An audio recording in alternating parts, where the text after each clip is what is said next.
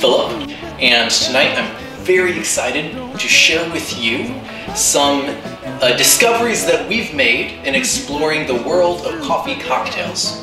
We'd like to share this with you on this special festive occasion of our 5th anniversary here in New Jersey as a coffee roastery and cafe. Tonight we're going to talk about a few of the most basic ways that you could make coffee cocktails, how you might go about making them, and personal touches that you could give to those cocktails depending on your own personal tastes. If you've ever searched on Google how to make a coffee cocktail, you'll find that most recipes call for Kahlua or any coffee liqueur. This was not what I was looking for initially as I began my journey of exploration into this world of cocktails. And so I did at one point make a coffee liqueur. The most basic way to go about it is just to do 1 part cold brew, 1 part simple syrup, and 1 part vodka. Put it in the cabinet and let it rest for a few weeks or even months as it really develops in characteristics over time. You could add cinnamon sticks to it. I also added some vanilla bean, a couple anise, and also melted a little bit of chocolate into it. So you could kind of personalize it to how you'd like your coffee liqueur to taste if you would like to make your own homemade Kahlua. The third approach, which is what we will be playing around with a little bit tonight, is to brew your own fresh coffee. Let's say you could be using an espresso, cold brew, or some drip coffee, or a manual AeroPress, let's say, where you can make it a little bit stronger than usual, and then using that probably chilled in a cocktail combined with other liqueurs and ingredients to bring about a very unique tasting and very personalized coffee cocktail. We can actually use any number of different alcohols as the base, one of which would be a delicious bourbon. Now you could use any type of whiskey of choice. You could use a rye whiskey, a wheat whiskey would actually be quite delicious as well. Tonight I will be working with Four Roses bourbon. Other options for our base alcohol would include rum,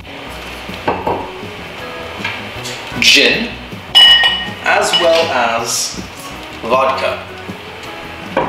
All of these are valid options as the base of your drink. Now the actual ingredients we will be using in this cocktail recipe include an orange liqueur. Now, any type of orange liqueur will work. I will be using Grand Marnier tonight, but another valid option, for example, could be triple sec. Moving on to some reposado tequila. I have no idea if I pronounced that correctly, but this type of tequila tends to be aged a little bit longer and have a little bit more body depth and have more of a creamy texture to it. In terms of tools, a decent cocktail shaker, something with which to measure your ingredients, a spoon, and an orange for garnish.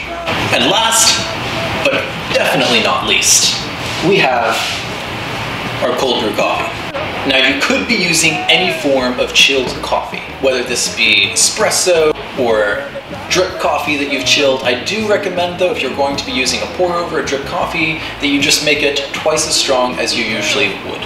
Alright, so make sure you have a fresh glass, some ice on hand, and let's start with your shaker, which can also easily be a mason jar or a large glass. So we're going to start off with our liquor of choice, for me being a nice easygoing bourbon.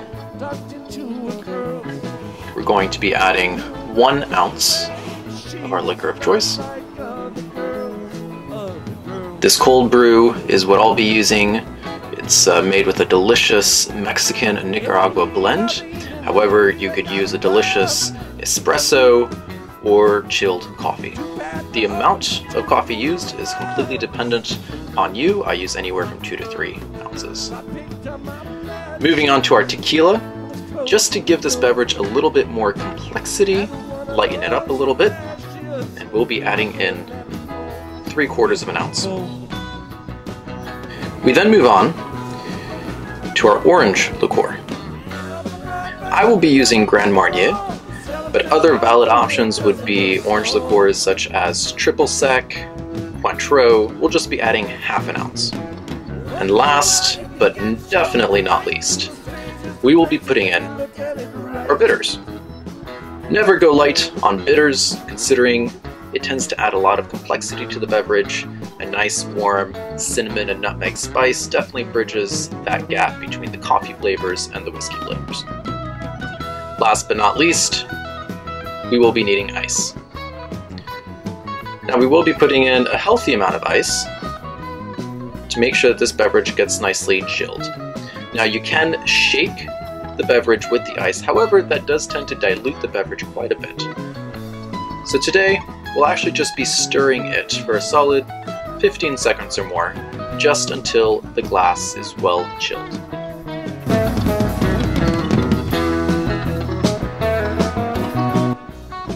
It's cold to the touch, should be ready to go. We'll place the strainer on top and strain this delicious concoction into our prepared favorite cocktail glass. Just beautiful. And obviously we're not done yet. We still need to add a garnish.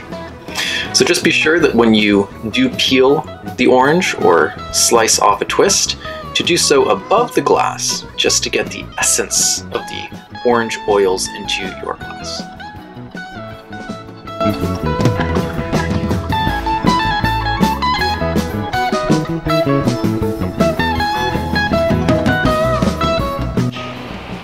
Thank you so much for joining us for this video, which was made in honor of our 5th anniversary. If you have any questions, feel free to leave a comment in the section below, as we will be doing an Ask Me Anything video in the near future. Thanks so much.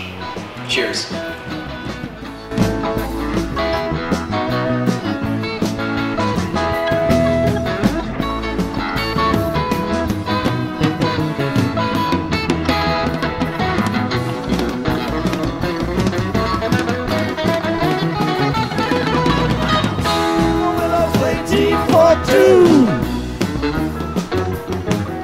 Sky was yellow and the sun was blue.